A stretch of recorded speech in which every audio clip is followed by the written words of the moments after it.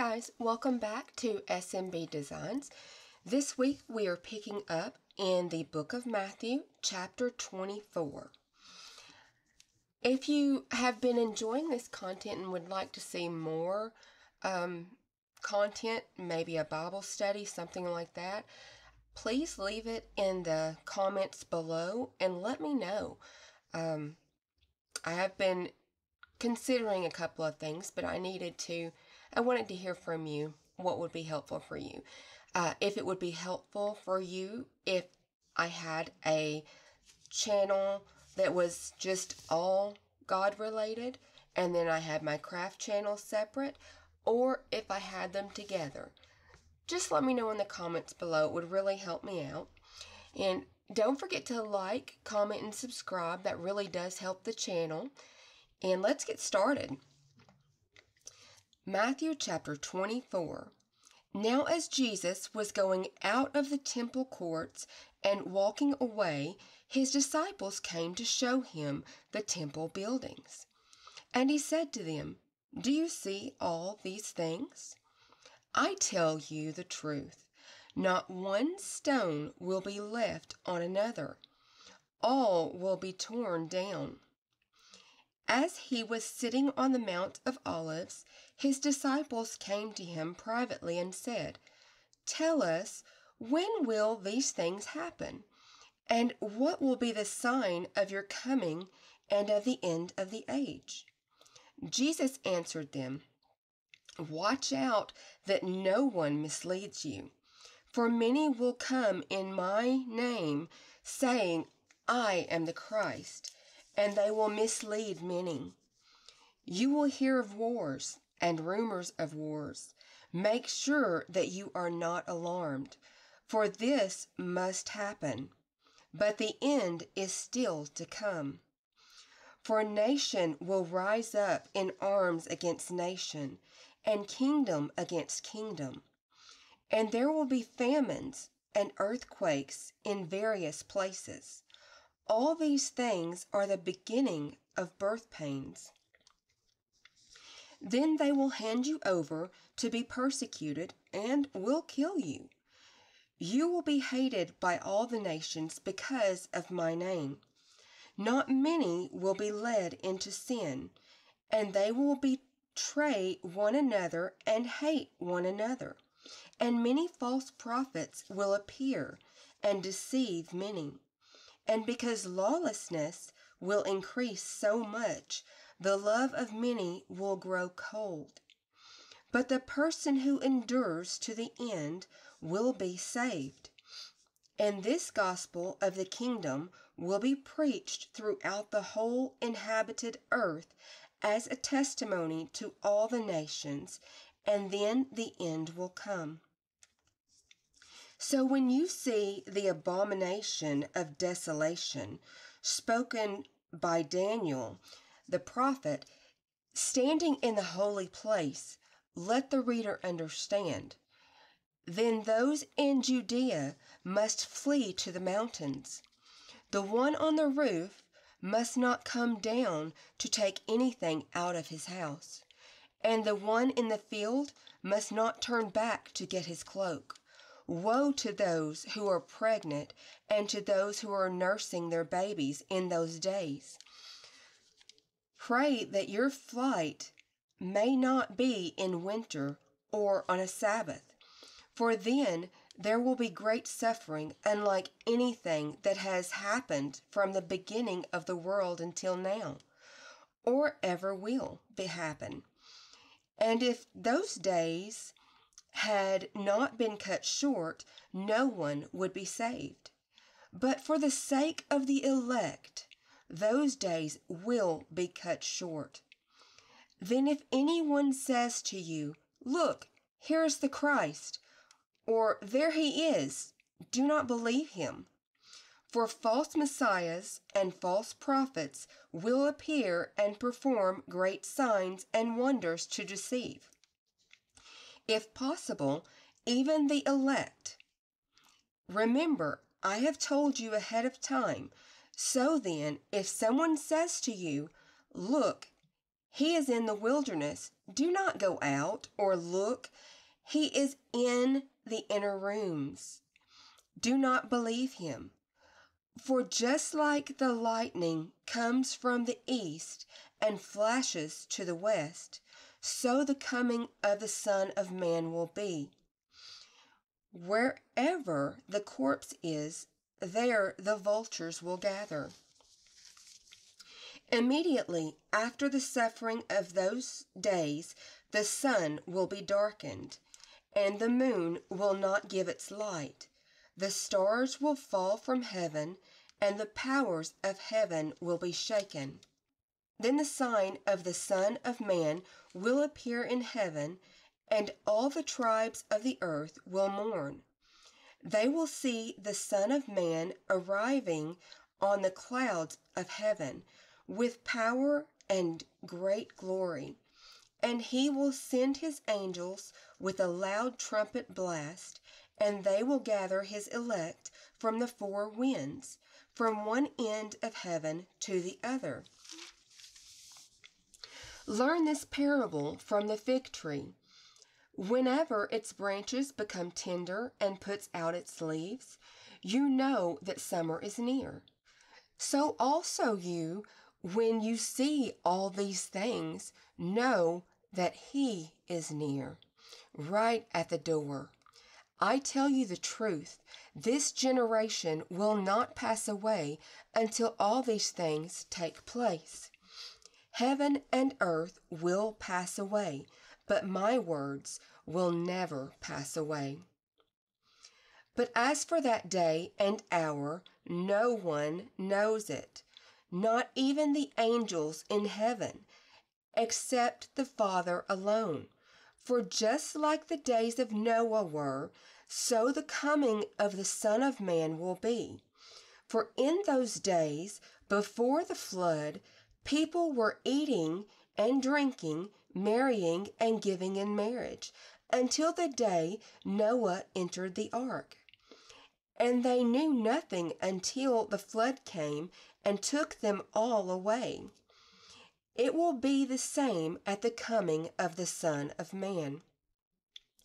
Then there will be 2 men in the field, one will be taken and one left. There will be 2 women grinding grain with the mill. One will be taken and one left.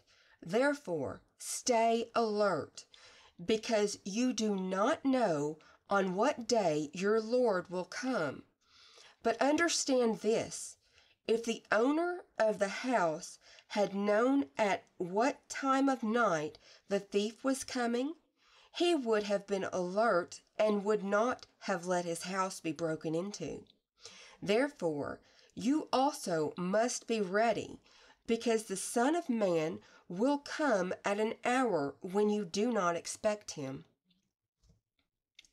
Who then is the faithful and wise slave, whom the master has put in charge of his household, to give the other slaves their food at the proper time? Blessed is that slave whom the master finds at work when he comes. I tell you the truth, the master will put him in charge of all his possessions.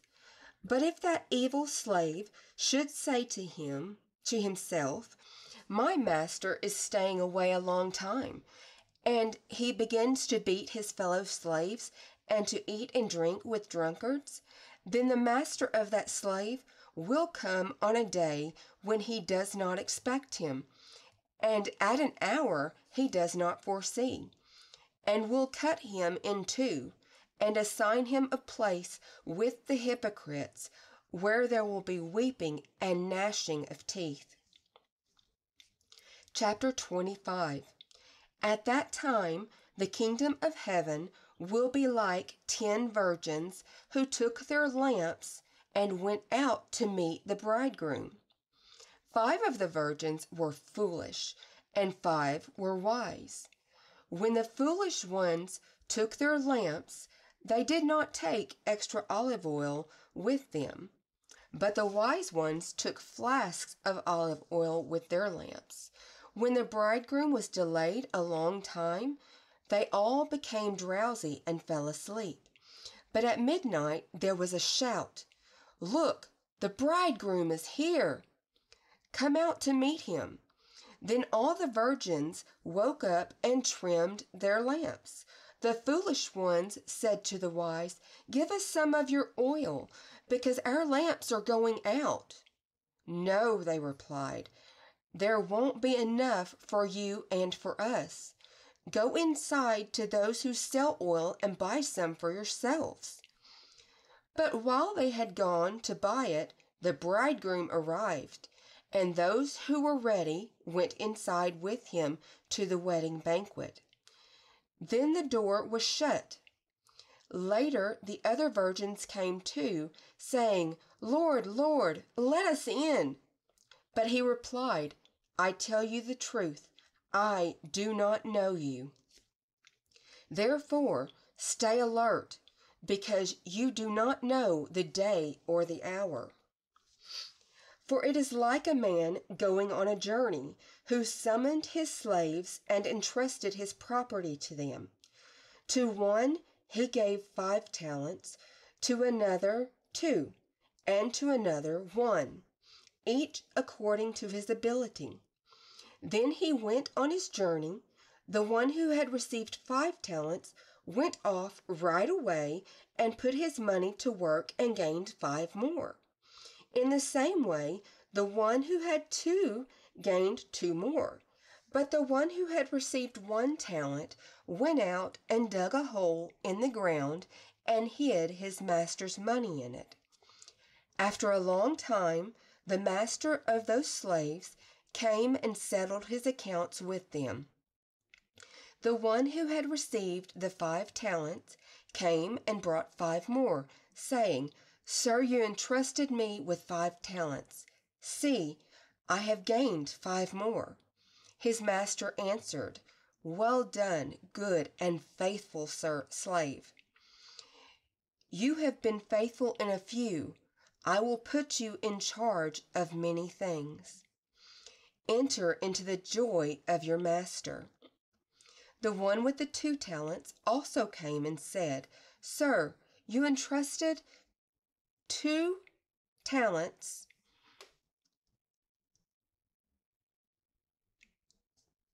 to me. See, I have gained 2 more." His master answered, "Well done, good and faithful slave. You have been faithful with a few things. I will put you in charge of many things. Enter into the joy of your master." Then the one who had received the 1 talent came and said, "Sir, I knew that you were a hard man, harvesting where you did not sow, and gathering where you did not scatter seed. So I was afraid, and I went and hid your talent in the ground. See, you have what is yours." But his master answered, "Evil and lazy slave. So you knew that I harvest where I didn't sow and gather where I didn't scatter? Then you should have deposited my money with the bankers, and on my return I would have received my money back with interest. Therefore, take the talent from him and give it to the one who has 10. For the one who has will be given more, and he will have more than enough. But the one who does not have, even what he has will be taken from him. And throw that worthless slave into the outer darkness, where there will be weeping and gnashing of teeth. When the Son of Man comes in his glory, and all the angels with him, then he will sit on his glorious throne. All the nations will be assembled before him, and he will separate people one from another, like a shepherd separates the sheep from the goats. He will put the sheep on his right and the goats on his left. Then the king will say to those on his right, Come, you who are blessed by my Father, inherit the kingdom prepared for you from the foundation of the world. For I was hungry, and you gave me food. I was thirsty, and you gave me something to drink. I was a stranger, and you invited me in. I was naked, and you gave me clothing. I was sick, and you took care of me. I was in prison, and you visited me. Then the righteous will answer him, Lord, when did we see you hungry and feed you, or thirsty and give you something to drink? When did we see you a stranger and invite you in, or naked and clothe you? When did we see you sick or in prison and visit you? And the king will answer them, I tell you the truth, just as you did it for one of the least of these brothers or sisters of mine, you did it for me. Then he will say to those on his left, Depart from me, you accursed, into the eternal fire that has been prepared for the devil and his angels. For I was hungry, and you gave me nothing to eat. I was thirsty, and you gave me nothing to drink. I was a stranger, and you did not receive me as a guest. Naked, and you did not clothe me. Sick and in prison, and you did not visit me. Then they too will answer, Lord, when did we see you hungry or thirsty, or a stranger, or naked, or sick, or in prison, and did not give you whatever you needed? Then he will answer them, I tell you the truth, just as you did not do it for one of the least of these, you did not do it for me. And these will depart into eternal punishment, but the righteous into eternal life. Chapter 26. When Jesus had finished saying all these things, he told his disciples, You know that after 2 days the Passover is coming, and the Son of Man will be handed over to be crucified. Then the chief priests and the elders of the people met together in the palace of the high priest, who was named Caiaphas. They planned to arrest Jesus by stealth and kill him, but they said, Not during the feast, so that there won't be a riot among the people.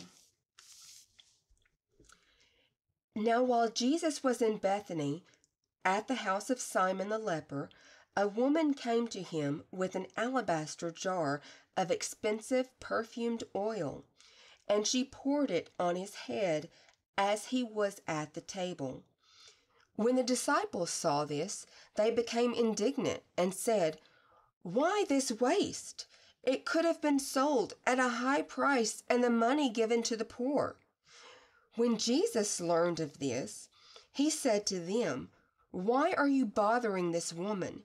She has done a good service for me. For you will always have the poor with you, but you will not always have me. When she poured this oil on my body, she did it to prepare me for burial. I tell you the truth, wherever this gospel is proclaimed in the world, what she has done will also be told in memory of her. Then one of the 12, the one named Judas Iscariot, went to the chief priests and said, What will you give me to betray him into your hands? So they set out 30 silver coins for him. From that time on, Judas began looking for an opportunity to betray him. Now on the first day of the feast of unleavened bread, the disciples came to Jesus and said, Where do you want us to prepare for you to eat the Passover? He said, Go into the city to a certain man and tell him, The teacher says, My time is near. I will observe the Passover with my disciples at your house." So the disciples did as Jesus had instructed them, and they prepared the Passover. When it was evening, he took his place at the table with the 12. And while they were eating, he said, "I tell you the truth, one of you will betray me."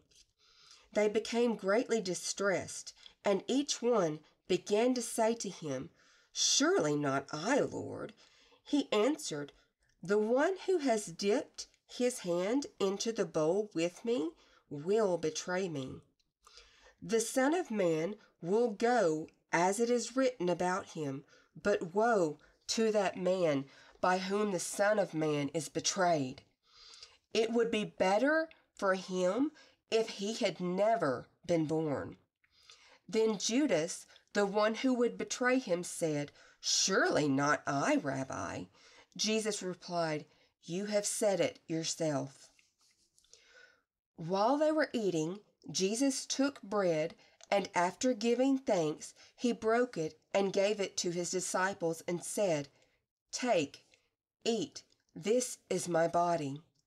And after taking the cup and giving thanks, he gave it to them, saying, "Drink from it, all of you, for this is my blood, the blood of the covenant, that is poured out for many for the forgiveness of sins. I tell you, from now on, I will not drink of this fruit of the vine until that day when I drink it new with you in my Father's kingdom." After singing a hymn, they went out to the Mount of Olives.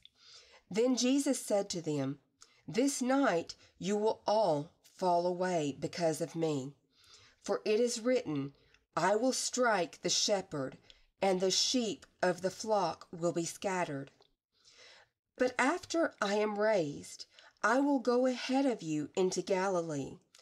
Peter said to him, "If they all fall away because of you, I will never fall away." Jesus said to him, "I tell you the truth, on this night, before the rooster crows, you will deny me 3 times. Peter said to him, "Even if I must die with you, I will never deny you." And all the disciples said the same thing. Then Jesus went with them to a place called Gethsemane, and he said to the disciples, "Sit here while I go over there and pray." He took with him Peter and the 2 sons of Zebedee and became anguished and distressed. Then he said to them, "My soul is deeply grieved, even to the point of death. Remain here and stay awake with me." Going a little farther, he threw himself down with his face to the ground and prayed, "My Father, if possible, let this cup pass from me. Yet not what I will, but what you will." Then he came to the disciples and found them sleeping. He said to Peter, "So couldn't you stay awake with me for 1 hour? Stay awake and pray that you will not fall into temptation. The spirit is willing, but the flesh is weak." He went away a second time and prayed, "My Father, if this cup cannot be taken away unless I drink it, your will must be done." He came again and found them sleeping. They could not keep their eyes open, so leaving them again, he went away and prayed for the 3rd time, saying the same thing once more. Then he came to the disciples and said to them, "Are you still sleeping and resting? Look, the hour is approaching, and the Son of Man is betrayed into the hands of sinners. Get up, let us go. Look, my betrayer is approaching." While he was still speaking, Judas, the one of the 12, arrived. With him was a large crowd armed with swords and clubs, sent by the chief priests and elders of the people. Now the betrayer had given them a sign, saying, "The one I kiss is the man, arrest him." Immediately he went up to Jesus and said, "Greetings, Rabbi," and kissed him. Jesus said to him, "Friend, do what you are here to do." Then they came and took hold of Jesus and arrested him. But one of those with Jesus grabbed his sword, drew it out, and struck the high priest's slave, cutting off his ear. Then Jesus said to him, "Put your sword back in its place, for all who take hold of the sword will die by the sword. Or do you think that I cannot call on my Father, and that he would send me more than 12 legions of angels right now?" A legion is about 6,000 men. Just an FYI. How then would the scriptures that say it must happen this way be fulfilled? At that moment, Jesus said to the crowd, "Have you come out with swords and clubs to arrest me like you would an outlaw? Day after day I sat teaching in the temple courts, yet you did not arrest me. But this has happened so that the scriptures of the prophets would be fulfilled." Then all the disciples left him and fled. Now the ones who had arrested Jesus led him to Caiaphas, the high priest, in whose house the experts in the law and the elders had gathered. But Peter was following him from a distance, all the way to the high priest's courtyard. After going in, he sat with the guards to see the outcome. The chief priests and the whole Sanhedrin were trying to find false testimony against Jesus, so that they could put him to death. But they did not find anything, though many false witnesses came forward. Finally, 2 came forward and declared, "This man said, 'I am able to destroy the temple of God and rebuild it in 3 days.'" So the high priest stood up and said to him, "Have you no answer? What is this that they are testifying against you?" But Jesus was silent. The high priest said to him, "I charge you under oath by the living God. Tell us if you are the Christ, the Son of God." Jesus said to him, "You have said it yourself, but I tell you, from now on you will see the Son of Man sitting at the right hand of the power and coming on the clouds of heaven." Then the high priest tore his clothes and declared, "He has blasphemed. Why do we still need witnesses? Now you have heard the blasphemy. What is your verdict?" They answered, "He is guilty and deserves death." Then they spat in his face and struck him with their fists, and some slapped him, saying, "Prophesy for us, you Christ, who hit you?" Now Peter was sitting outside in the courtyard. A slave girl came to him and said, "You also were with Jesus the Galilean." But he denied it in front of them all. "I don't know what you're talking about." When he went out to the gateway, another slave girl saw him and said to the people there, "This man was with Jesus the Nazarene." He denied it again with an oath, "I do not know the man." After a little while, those standing there came up to Peter and said, "You really are one of them too. Even your accent gives you away." At that he began to curse, and he swore with an oath, I do not know the man." At that moment, a rooster crowed. Then Peter remembered what Jesus had said. "Before the rooster crows, you will deny me 3 times." And he went outside and wept bitterly. We will stop here and pick up in chapter 27 next week. I do pray you have a blessed week and had a wonderful Thanksgiving holiday. When you're looking forward to Christmas, try to remember the actual reason that we have Christmas. And think of God. Celebrate Him. I look forward to seeing you again in the next one. Have a great week. Bye.